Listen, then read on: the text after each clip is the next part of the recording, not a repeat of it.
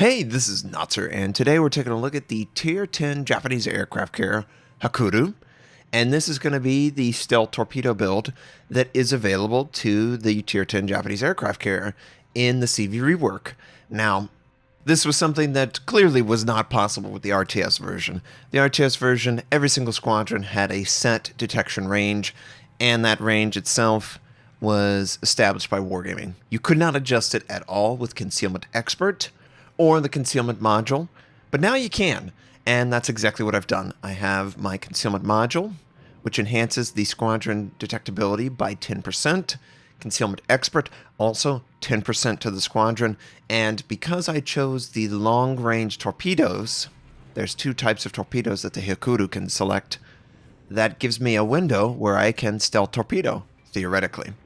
Now, it's indicated on the screen where my detection and where my range of my torpedoes. But I wanted to show this off because there's some players that have never seen this. So what the stealth torpedo playstyle involves is a lot of just channeled attack runs without having any, threat to the ship. Clearly, I was channeling attack runs when the aircraft were threatened by defensive fire. That enemy Worcester was able to knock them out completely. Now I'm going to have to recover for a while. One of the issues, but we do hit at least one torpedo on the enemy Yamato. It's going to force out damage control because it was a flood, and that's great. So, stealth torpedo, what is the purpose of this build? I think the purpose of this build is to move stationary camping ships. Think Des Moines, Worcester, Minotaur. A lot of these ships love to fire right behind islands, and to break this up, you usually have to get a DD into a very advanced positioning in order to potentially get torpedoes on the target. This you don't need to. This you have the ability to very stealthily move into position. In this example, I am attempting to use that island to block the Worcester's flak burst until I get close to the Yamato, who has already used damage control against the flood. I'm just going to try and relight that flood, or fire, and we get one on the superstructure. And I wanted to make sure that I disengaged away from the Worcester. This is far more important than maybe it was previously. The advantage of islands and direction and distance, you've got to consider all of that if you're the aircraft carrier. It's way more important that you're always considering the distances, because that's the only way you can really find vulnerabilities. Which, of course, is the bread and butter of the aircraft carrier. It quite literally is what aircraft carriers do. Always. So I accidentally got stuck on the island. Just a little too close. It's okay. We're going to disengage the aircraft carrier from the island while attempting to do a dive bomb. So, the stealth torpedo. Obviously, the torpedo systems are enhanced. What enhancement does the armor-piercing bombs and the attack squadron get from this build? Well, they don't really get anything other than the fact that they have a very shallow concealment. But that shallow concealment can't be used to go through with the attack run before you're actually near the target. You've got to actually be on top of the target and be spotted. Other ways that you can still do sort of a stealth attack would be to attack over islands. Islands are your friend. They block line of sight. They limit the impact that AA can provide in the CV rework. I love that this aspect exists, and I'm always trying to leverage it. Absolutely always trying to leverage it.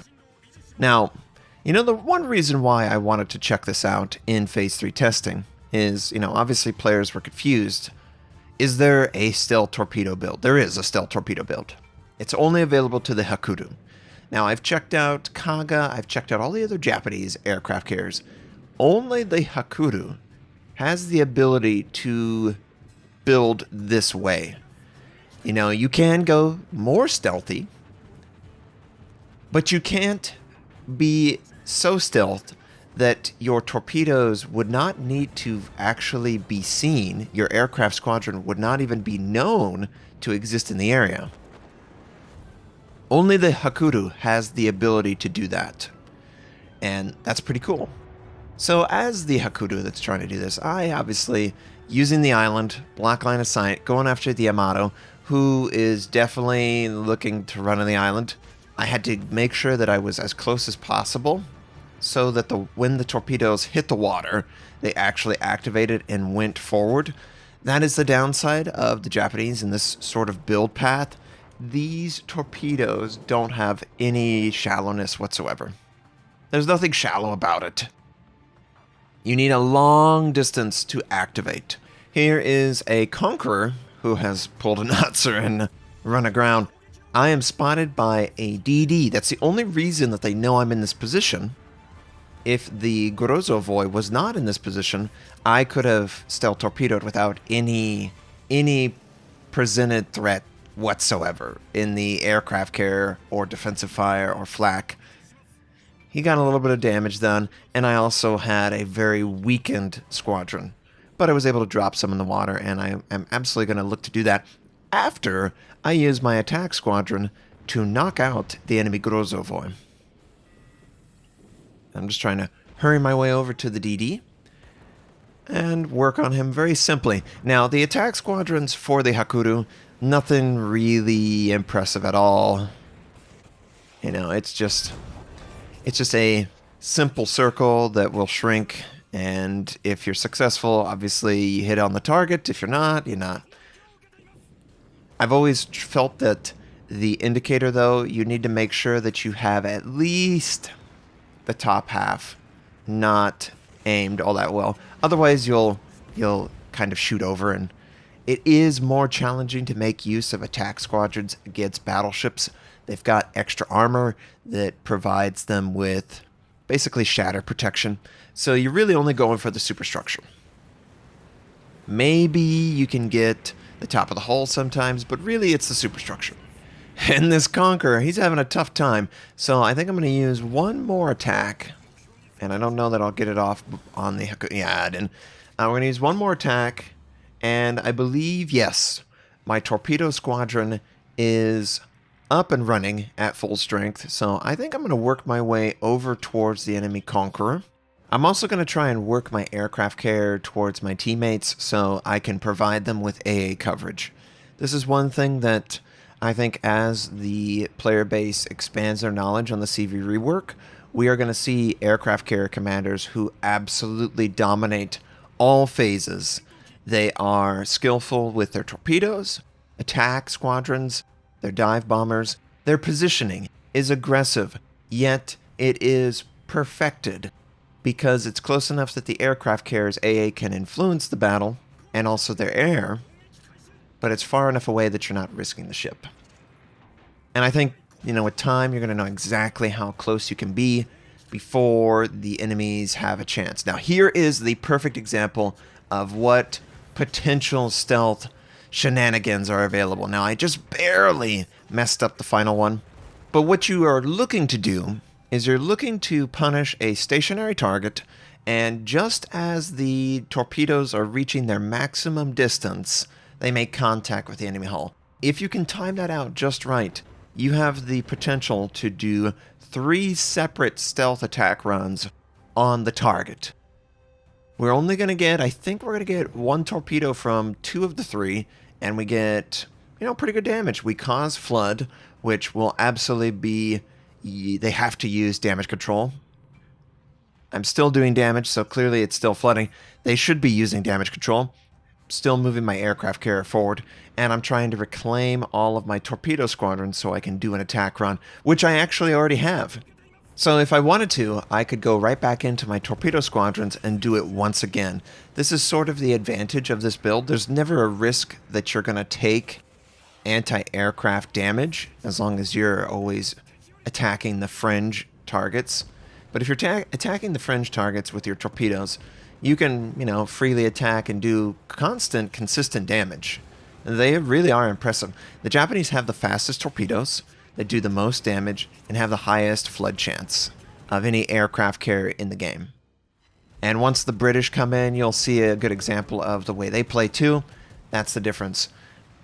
And the one nice thing in Phase 3 that's different from Phase 1 and Phase 2 testing is the torpedo squadrons got the extra heal charge. The heal used to be attached to the dive bomber squadron, which you could see the reason they felt that would be the squadron that would take the most damage, but in the end, torpedo squadrons absolutely are the ones that take the most damage.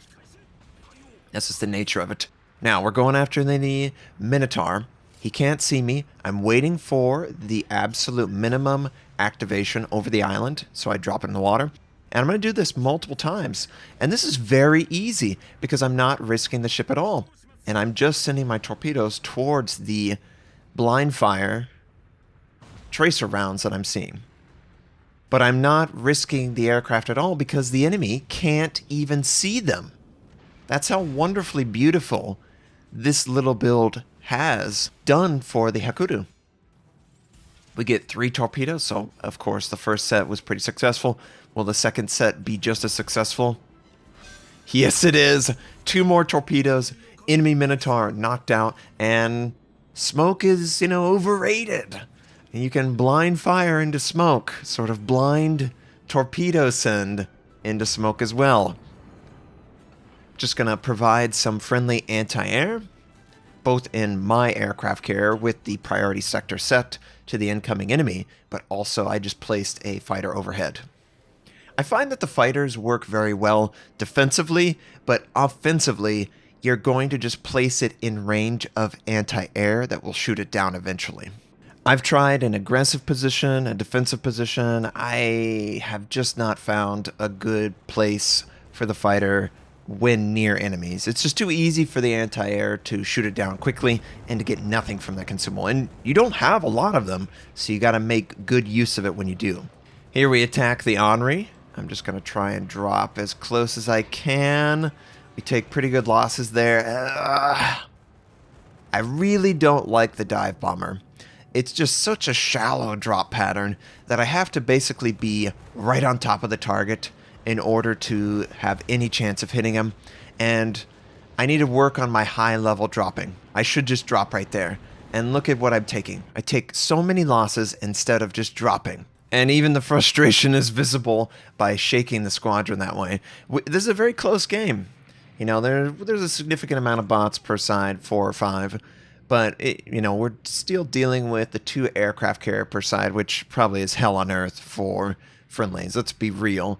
It's not fun to always be a target. So, from the Conqueror, trying to avoid dying to the torpedoes, I use my fighter squadron to try and help out. Unfortunately, the Midway does indeed take out the target. But we got this little Conqueror just avoiding the flak. You might be wondering, how am I avoiding the flak? It's like point blank on top of me. I am using my engine boost to air brake hard enough that the flak burst dissipates before my aircraft actually fly through it. And it works quite well that way. Well, we took out the Conqueror. Awesome. These torpedoes are great. This is a terrifying setup because it's probably the quickest stealth torpedo in the game.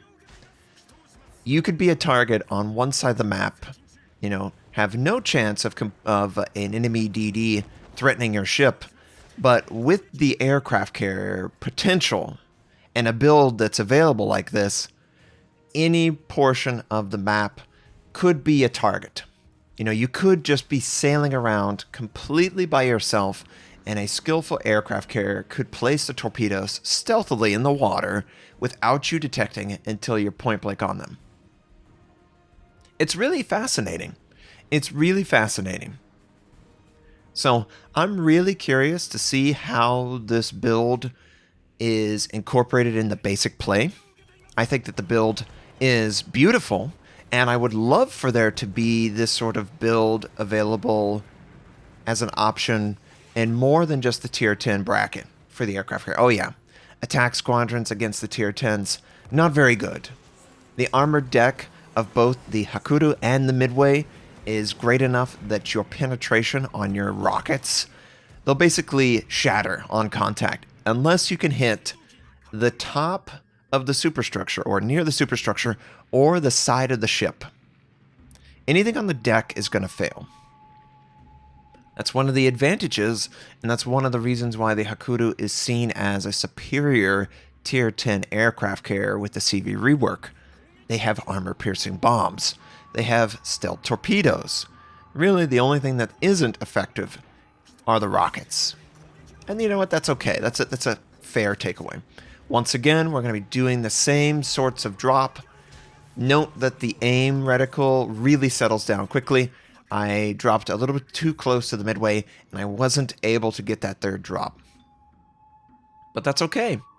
That's okay. We're just going to scramble squadrons, and we're going to do it all over again with our dive bombs. And it does look like we're going to hit a couple torpedo attacks, and yes, the Hakuryu just has higher flood chance. You can see how high it has been this game. I rarely average 50%. Here's a high-level drop. 7,600, not bad. If I was the midway trying to use my high explosive bombs, they would just shatter on the deck.